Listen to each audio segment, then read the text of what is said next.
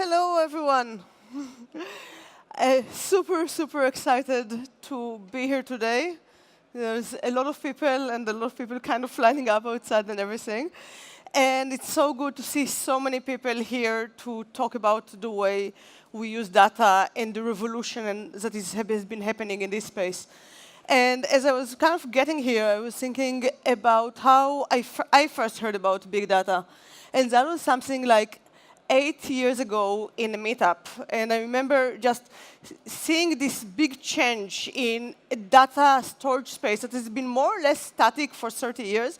And I came back to the office and ran to all my colleagues. And this was the database department at HP. So not super cutting edge. And I'm like, guys, there's this thing called Hadoop, and it's going to change everything. And everyone was looking at me and like, you're crazy. We're going to keep on doing things the way we always did things. And obviously, they were wrong and I was right. And obviously, everyone here knows that they're wrong and I was right, because that's why you all are here, because you know that this big data thing is a big and exciting thing.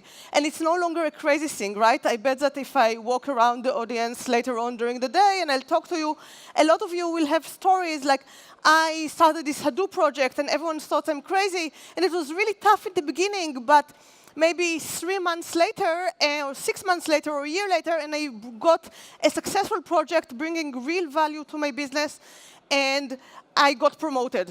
And this is not crazy, right? This is success. So maybe now we're all super successful, and we can stop worrying about this revolution thing. We can just rest here and say, OK, we know everything there is to know about the big data. We know everything we need to be successful.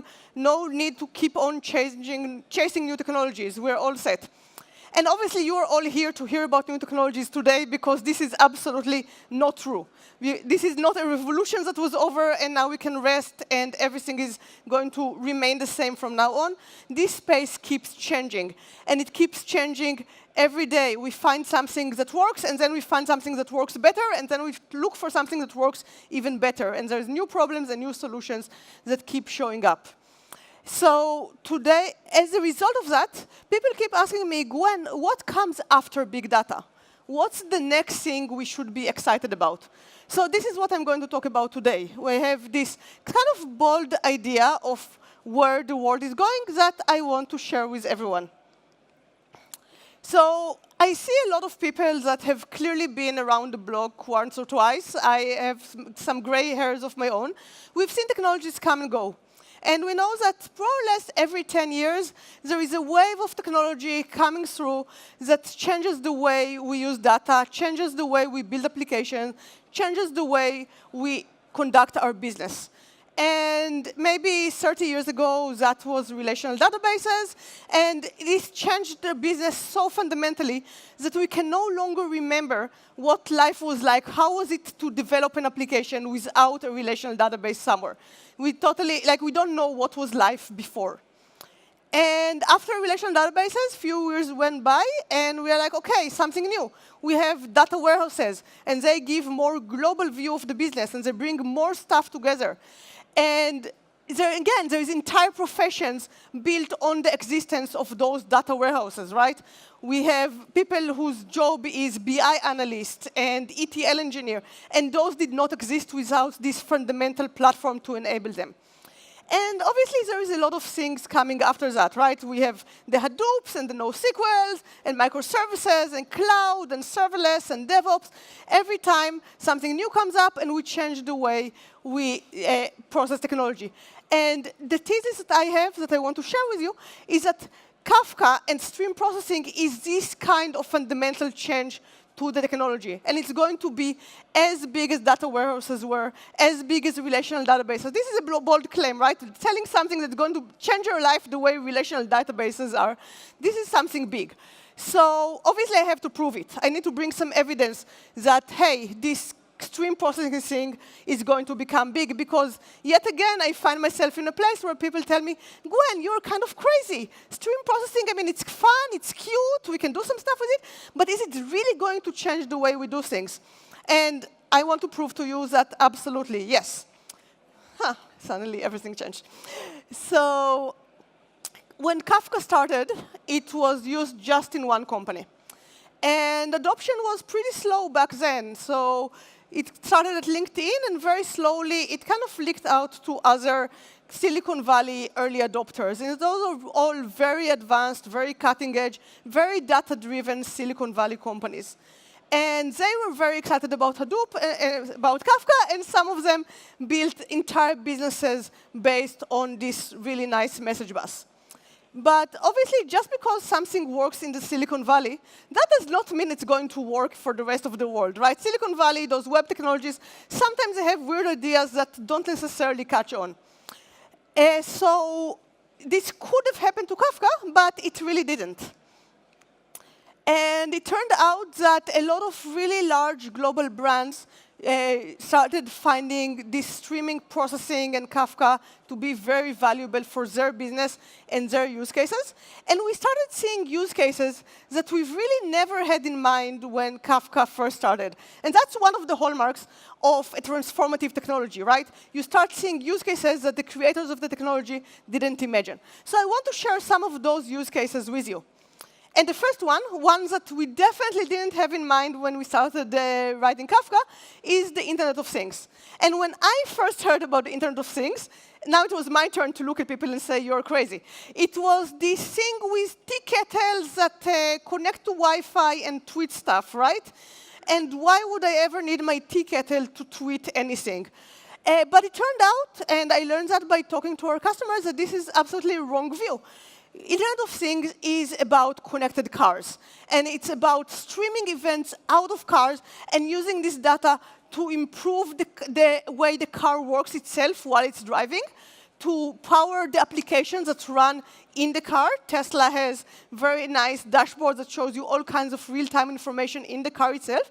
And it's streaming this information back to the business, so it will have a complete view of its customers and how they're using the product. And this is really powerful. And it's not just in connected cars. You see this in manufacturing. You see this in logistics. Big data and Kafka and streaming events really changes the way the shipping industry works, for example. So from something that's kind of cute and funny, it suddenly became something that's very transformative to the business. And coming from an internet company, we know how much this global view of every tiny thing that happens in your business, every little sensor on your production line, having this as a global real-time view can really change the way you optimize and drive value in your business. So it's no longer just this toy. Another use case is the financial industry. Financial industry have always been very real-time. They've always been the innovators and drivers of exciting use cases for data. This is really the essence of the industry, to have more information much faster than the other guys. So it's really interesting, and I'm sure you'll hear a lot about it in this conference, how the availability of a really global message bus that connects different data centers and allows streaming events between different countries and geographies also transformed this industry. And then the last example is retail. Retail is a really old industry, so you wouldn't think that any technology can cause major shifts. But again, having this real-time visibility into every detail of the business allows you to optimize supply chain. It allows you to make better recommendations to your customers, so they will buy things on the website. And it also allows you to create entirely new business models. And we're seeing those new businesses where they have machine learning algorithms used to ship things to customers. And because they have all this data about their customers, they can make a bet. We'll send you clothes. It will cost us money if you send them back, but we know you're going to like them because we have all this data and expertise about you. So this industry is also transforming in ways that are very unexpected. And it's not only those. We are seeing this across pretty much the entire Fortune 500. Over 30% of Fortune 500 companies use Apache Kafka. And this includes 6 out of the top 10 leading travel companies, 7 out of the top 10 leading global banks, 8 out of the top 10 leading insurance companies, and 9 out of the top 10 telcos. And I don't really know what's up with the last telco, but if anyone knows, please let us know, and we'll figure it out. We can work with them. So we can see that there is this thing that's changing in the world. And there is a lot of words to describe it. There is real time, and it covers part of it. And there is fast data, and there is big data, and there is stream processing, and there is Kafka. And all those things kind of paint a cloud of ideas in the space. And the word that we use to describe the thing that I think I already made a good case that it exists is a streaming data platform. So what is this streaming data platform? It is the thing that sits at the core of your organization and connects everything. It connects microservices that publish streams of events and process stream of events. It connects data services. All those databases and data stores can also stream events to each other. It connects everything that is going on across geographies, across regions, on-prem and in the cloud into one big view. But obviously, if I'll tell you, hey, you should take this thing and completely transform your business, and you have about 3 weeks to do it, you'll tell me I'm crazy. But that's really the beauty of it. Nobody really shifts their entire business in 2 weeks or a month or even 3 years, right? What's really happening is that you get one use case. One person says, hey, I need to do fast data processing. Let me try using Kafka. And they use Kafka, and now you have some data, you have some streams of events going via Kafka. And then someone else comes along, and I've seen it at all my customers, and he's like, oh, you have those events from this database in Kafka, and I really need them, and I don't really want to talk to the DBA. Can I also connect to Kafka and kind of use it?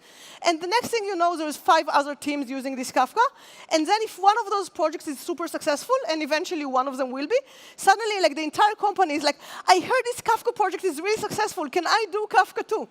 And suddenly, you find yourself with a 3-person team maintaining Kafka for 90 teams inside your global bank. And I've seen it happen over and over and over again. So suddenly, you find yourself with this global, amazing streaming data platform, and it just grows organically. So I keep talking about stream platform in those visionary terms, but what does it mean technically? How do I look at something and know, do I have a streaming data platform in my organization right now? Yes or no? So let's take a look at what are the technical requirements for a streaming data platform. And the first one of those capabilities is kind of basic. In order to have a streaming data platform, you need to have the ability to publish and subscribe streams of events. If you cannot write a stream and read a stream, you definitely do not have a streaming data platform. That's 101. But this is really not enough, because we've had this capability for a long, long time. We've had message buses and tip calls and active MQs, and all of them can publish and subscribe streams of events. Are they a streaming data platform? Not really, because they don't have the storage component. A streaming data platform needs to have very reliable, enterprise-grade, modern data storage. I'm talking about replication, I'm talking about sharding, I'm talking about distributed data, I'm talking about very strong guarantees, because if I'm going to take my financial company, my bank, and run it on top of this thing, it better have very strong guarantees that my payments are not going anywhere. And why is this storage thing so important? Because it really enables the third capability, which is the ability to process streams of events. And it's not necessarily in real time, but it has to be continuous processing of events as they arrive. And you need storage for that because you need things like failover and the ability to go back and reprocess events if something happened. So you can't really do any stream processing without storage. As a proof for that, you can think back if you've ever heard the term complex event processing. Very popular somewhere in the late 90s, early 2000s. And now when I talk to people, they tell me, hey, you keep talking about streams. How is that different from complex event processing?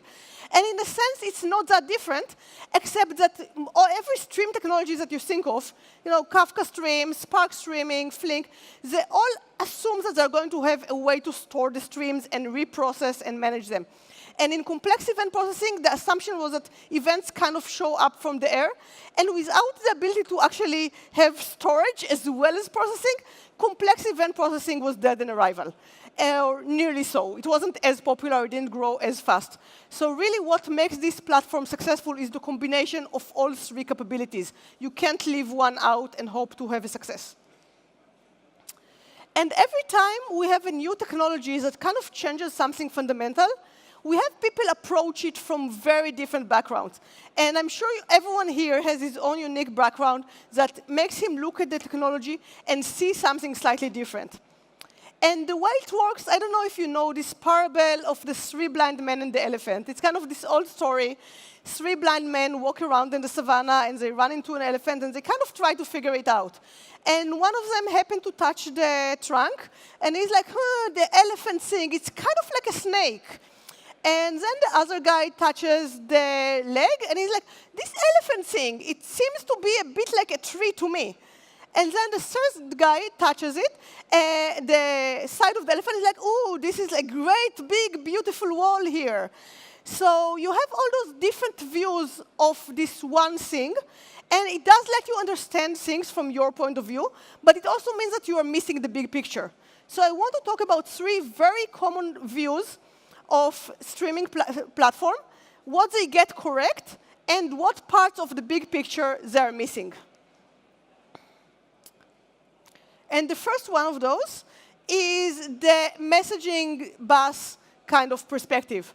A lot of you worked with message buses before. You used to work with TIBCOs and ActiveMQs and so on. And when you come from those backgrounds, you tend to look at Kafka and say, oh, Kafka is a queue. It's a really big, really nice queue, and it's scalable, and it has all those really good guarantees, and it has storage. But in the essence, this is really yet another message queue, only slightly better.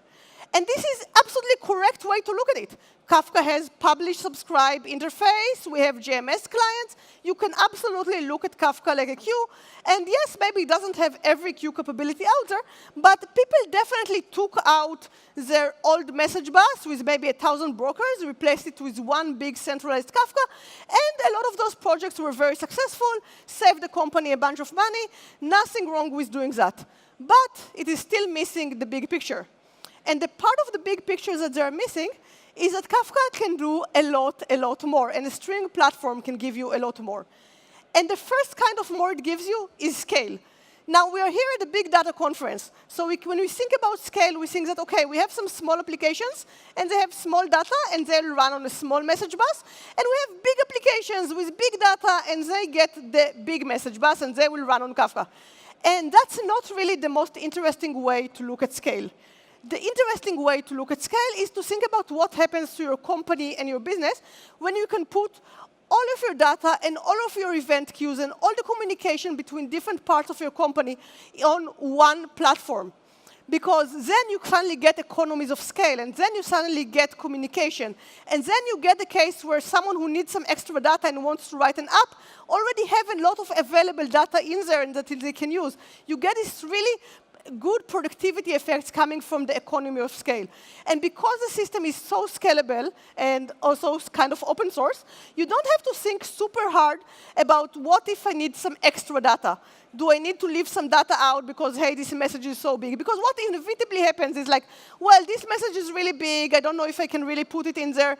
Let's leave this part out. And then, like clockwork, every time marketing shows up 3 months later and needs this extra piece of information that you decided they will never need and left out.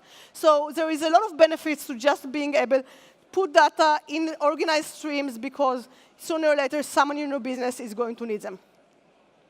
The other part is, as we said, you need storage, and we need good enterprise-scale storage. And this is something that if you thought a lot about message buses, you really didn't think about it before. It used to be that you either listened on events and got them when they happened, and if you missed them, you usually just kind of missed them. You didn't have a store of streams. And of course, without store of streams, you can't really do stream processing. We just talked about it. So if you only look at Kafka as a message bus, you're missing all those stream processing use cases. You're missing all those economy of scale of being able to integrate data across every application in your company, not just this application. And you're missing the fact that you store data forever. And if someone tells you, I did not get this event, you can go back and check exactly what happened and why they did not get that event.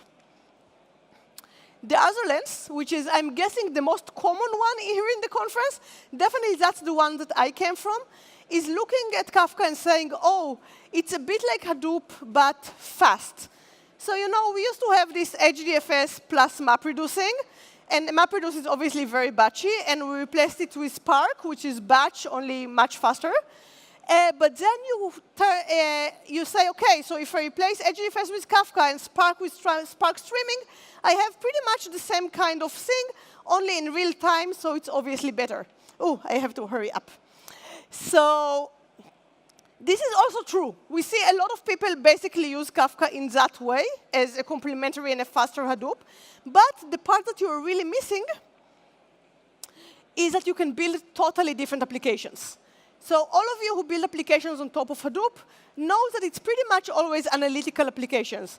It's the business reports, it's the recommendations, it's those things that show you the view of the business. It's BI. It's not the things that run your business. You cannot really, you'll never put a website, and when a customer clicks, he actually gets a response from Hadoop, because the speed of it and the batchiness are just pretty much a no-go for that use case.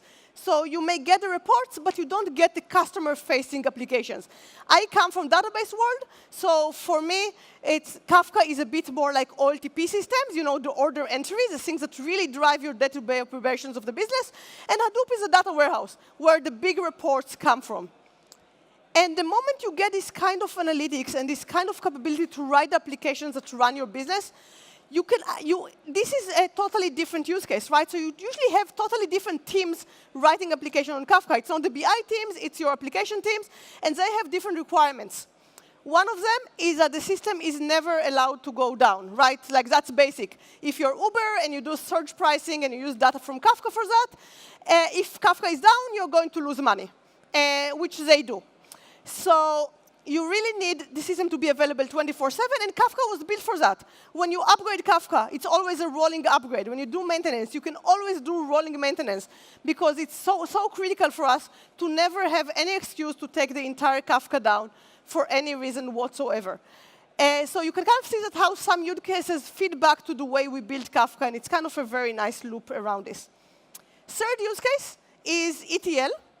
And ETL is also very common, very familiar. It used to be that you had OLTP, and you had like a batch process every night, taking data out of the OLTP and putting it in a data warehouse, generating those reports. And when people look at Kafka, they're kind of like, hey, it's kind of like ETL, only faster. So for example, you have all those Kafka connectors, and they plug into systems, so you can use them. I'll take data out of one database. I'll manage it using Kafka streams. I'll put it into another database. Now I have fast ETL. And it is a good way to look at things, because yes, Kafka does make ETL faster and better. But the part you're totally missing is that Kafka is a platform. You can build applications on top of it, right? So it's not just about getting data here and there.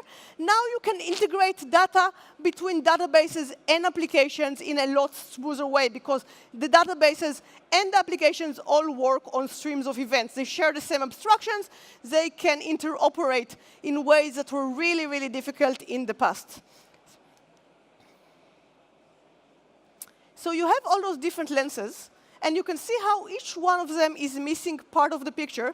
And this is really another hallmark of a new transformative technology, that it allows you to not just have to choose between, am I doing Hadoop, am I doing message bus, am I building applications? It allows you to explore the space where you're doing all of the above. And in a way, you can say that, hey, Hadoop is what Kafka is trying to be. Data warehouses, ETL, really trying to give something that Kafka basically gives in a more complete, more holistic way. So pretty much this is what it looks like when you take it out to production. You have all your applications talking to each other and creating those streams of events. You have databases publishing streams of events via Kafka Connect. You stream the events out to databases. You have applications subscribing to those topics. You have stream processing managing the same streams of events. And you really have enabling a lot of new use cases in your organization. And this is pretty cool. But where are we going next with that? And I think I convinced you that we are now no longer in the early adopter part of the adoption curve. We may be more into the early majority. But there is still a lot of people out there that have yet to adopt Kafka and Kafka streams. And as we get into more and more traditional enterprises, we keep seeing more requirements. The first big one is that as much as we love Java developers, and as much as there's Java developers pretty much everywhere, there is also a lot of people in each organization who do not know Java. And sometimes they're not even developers. They are the guy in finance who is trying to figure out, to model the sales ramp up for your organization. And he may never know Java, or may not be very good at it, but pretty much all of them know SQL. So SQL on top of it is clearly a very big deal. And we're now seeing a lot more stream processing done with SQL, including KSQL by Confluent. The other interesting thing that you get in the enterprise is that enterprises are becoming more and more global. They have branches and do business in a lot more countries. And Kafka allows you to stream data from between all those countries. Technically, it's possible. But then you run smack dab into a bunch of regulations that tell you, in this country, you can only store this data in this way. In that country, you can only store data for that long. And you have to keep track of all those things. Where did the data come from? How is it used? How am I allowed to use it? Am I allowed to store it over here? Can I only store it over there?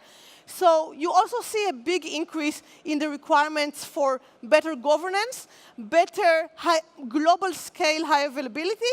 If my New York data center goes down, am I allowed to use the one in London? A lot more metadata management around this entire space. So this is, all my conversations with customers, this is a huge deal.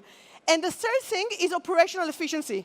I think a lot of companies are sick and tired of managing solutions that are made up from 50 components that don't work together.